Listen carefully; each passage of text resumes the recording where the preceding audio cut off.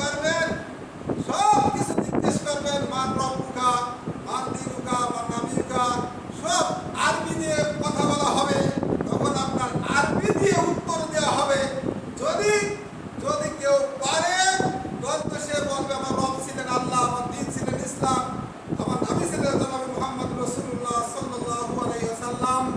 আপনি কিসের মাধ্যমে বলেন? কুরআন হাদিসের মাধ্যমে বলেন, কিতাবের মাধ্যমে বলেন, অনেক ইত্যাদি ইত্যাদি।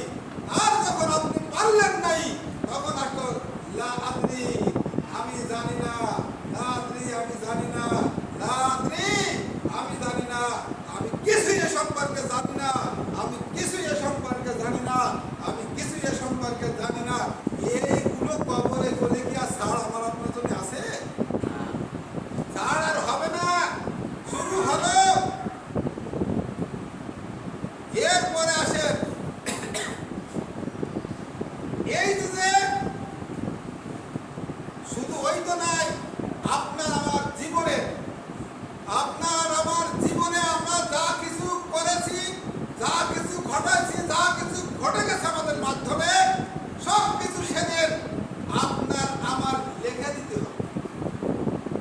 আপনার আমার কি দিতে হবে? লিখে দিতে হবে। ফেরেশতার নাম থাকবে কি? রুমান। নাম থাকবে কি ফেরেশতার নাম? রুমান।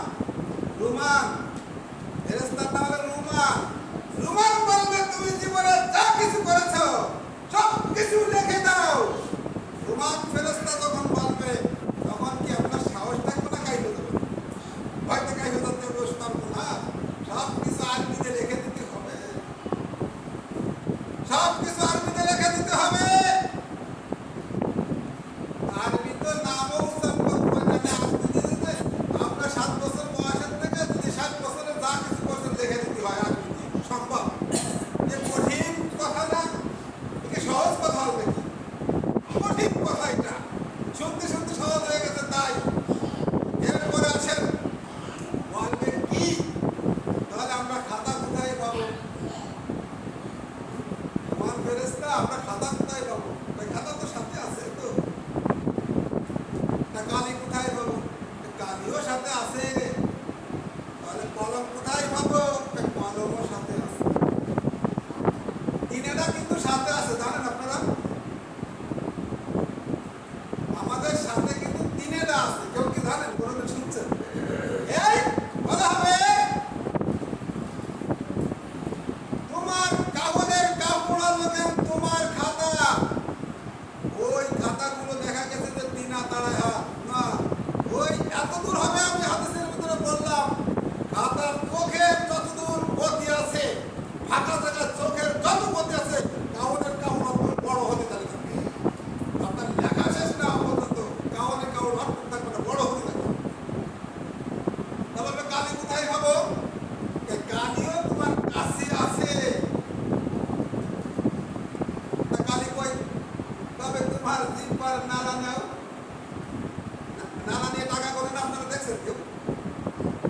নালা দিয়ে নিয়ে দেন, এমনি টাকা পানির দরকার হয় না। তখন এই নালা তোমার কালি বলবে রুমান সাহেব, তাহলে আমরা কলম কোথায় পাবো?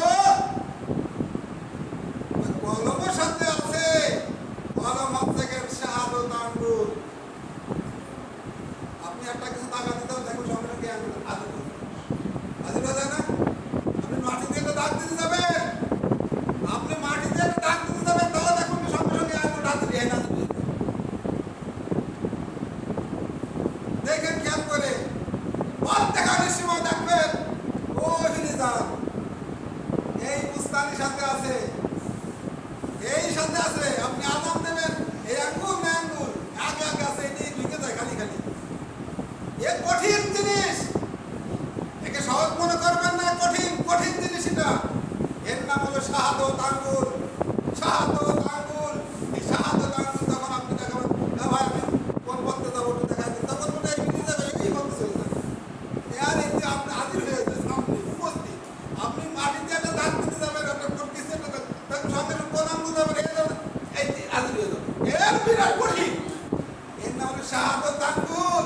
বলবে তোমার জীবনে যা কিছু করছে, যা কিছু ঘটাইছো, সব কিছু তোমার কলম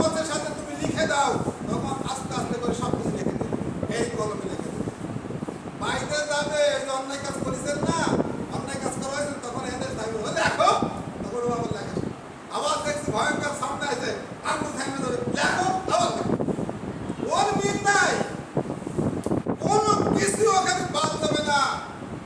এরপরে আসে, এরপরে কোনো কিছু যখন বাদ না গেল আর ইয়াউমাইযিন তুহাদ্দিসু আখবারাহা, ইয়াউমাইযিন তুহাদ্দিসু আখবারাহা, এরপরেই আপনি জমিনে দাঁড়ায় কখন কি বলেছেন, আপনি দাঁড়ায় জমিনে দাঁড়ায় কখন কি করেছেন সব কিছুই জমিনেই করে দেবে। জমিনের এক নাম হলো সিসি ক্যামেরা, জমিনের এক নাম হলো সিসি ক্যামেরা, সব কিছু বলে দেয়। ইয়াউমাইযিন আল্লাহ বলে দিলেন ইয়াউমাইযিন তুহাদ্দিসু আখবারাহা, যা ঘটেছে আদম আলাইহিস সালামের থেকে সিঙ্গাপুর দেওয়ার আগ পর্যন্ত যত মানুষ যা কিছু করছে, যা কিছু করবে, যা কিছু হয়েছে, যা কিছু ঘটে গেছে সব কিছুই ইয়াউমাইযিন তুহাদ্দিসু আখবারাহা, সব কিছুই জমিনে বলে দেবে। জমিনের মুখ হবে, জমিনের মুখ হবে, জমিনের মুখ হবে, এই জমিনে সব কিছু বলে দেবে। আপনি কাকে সম্পত্তি দিয়েছিলেন, কাকে কোন করতে দিয়েছিলেন, কাকে হুকুম দিয়েছিলেন, কাকে হুকুমে নিষেধ করছিলেন, কাকে আইন ছেড়েছিলেন, আপনার কিছু লাগবে না। জমিনে ইয়াউমাইযিন তুহাদ্দিসু আখবারাহা, এই জমিনে সব কিছু খুলে খুলে বলে দেবে। বলেন কোন ভাবে সারবো? আমি তো দেখতেছি না সারার কোনো পথ আমাদের আছে, কোনো পথ নাই। একটাই পথ আছে, সেইটা হচ্ছে আপনার কোরআন মাজিদ তিলাওয়াত করতেই হবে। দিনের ভিতরে এক পৃষ্ঠা পড়েন, আধা পৃষ্ঠা পড়েন, এক লাইন পড়েন, 2 লাইন পড়েন, আপনার কোরআন মাজিদ তিলাওয়াত করতেই হবে। আল্লাহ রাসূল বলেন আল্লাহর সাথে ডাইরেক্ট কথা কর, ডাইরেক্ট কথা কর মাধ্যম আলোকের কোরআন মাজিদ তিলাওয়াত করা। আল্লাহর সাথে কথা বলার মাধ্যম আলোকের কোরআন মাজিদ তিলাওয়াত করা। আল্লাহর সাথে কথা বলার মাধ্যম আলোকের কোরআন মাজিদ তিলাওয়াত করা। কোরআন মাজিদ তিলাওয়াত করলে কেমন লাগে শোনেন। মজার একটা চিঠি, মজার একটা চিঠি ফ্যামিলি থেকে আসলো। আসার পরে যিনি বাপ আছেন, মুরব্বী আছেন, তাইকে বলেন তোমরা সবাই এদিকে আসো, তোমার ভাই সৌদি থেকে আমেরিকান থেকে চিঠি পাঠাইছে। এবার বললো বাবা তুমি পড়ো তো।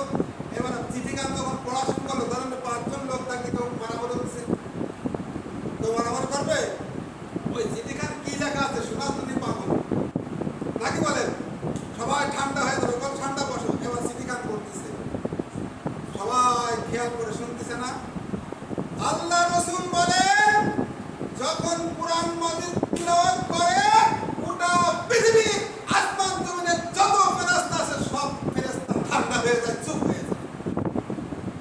এই হলো সেই চিঠি। যত আপন কোরআন মাজিদ তিলাওয়াত করা হয় তত সময় পর্যন্ত আপনাকে আমাকে কোরআন মাজিদ যত সময় তিলাওয়াত করা হয় তত সময় ফেরেশতারা আপনাকে আপনার জন্য আপনাকে পাহারা দিয়ে রাখে, গোল করে রাখে। কোনো সাপ না আসে, কোনো বিষ্ণু না আসে, শয়তান না আসে, শয়তান জিন না আসে, শয়তান না আসে, বিচ্ছুতি কামড় না দেয়, সাপে কামড় না দেয়, শত্রুতা তাকে আক্রমণ না করে। এই সব কিছু তাকে দেওয়ার দায়িত্ব থাকে ফেরেশতা। কার দায়িত্ব থাকে বলেন? কার দায়িত্ব থাকে?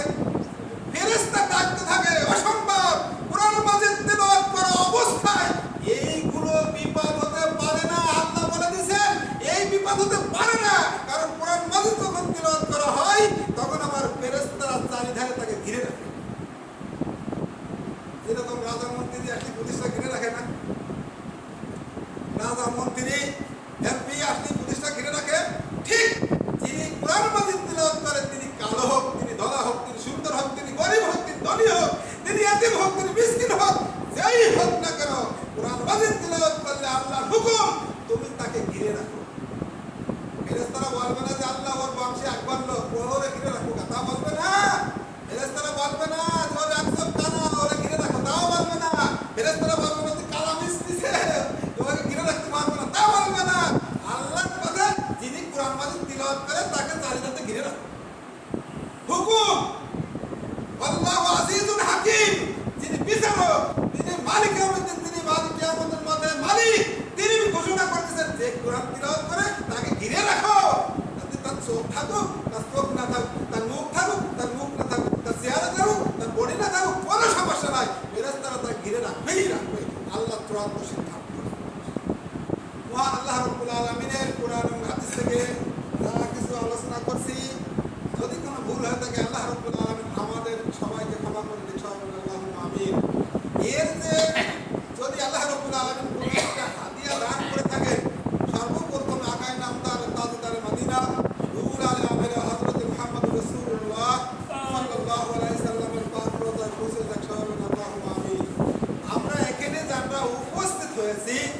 যার মাতা পিতা ভাই বোন দাদা দাদি কবরবাসী হয়ে গেছে, মহান আল্লাহ রাব্বুল আলামিন প্রত্যেকের মাতা পিতার কবর আযাবকে আল্লাহ রাব্বুল আলামিন মাফ করে দিক। সবাই বলেন আল্লাহুম্মা আমিন।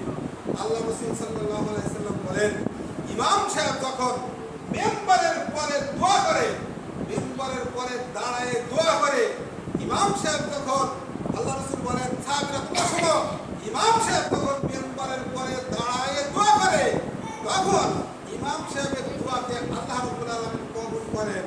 আল্লাহ রাব্বুল আলামিন কবুল করেন। বলতেছেন কে? জনাব মুহাম্মদ রাসূলুল্লাহ সাল্লাল্লাহু আলাইহি সাল্লাম। তাই দোয়া করি আমাদের গ্রামে, আমাদের অঞ্চলের যে সমস্ত ভাই মুরব্বীরা যারা কবরবাসী হয়ে গেছে, আল্লাহ প্রত্যেকের কবর আযাবকে আল্লাহ রাব্বুল আলামিন মাফ করে দিন। সবাই বলেন আল্লাহুম্মা আমিন।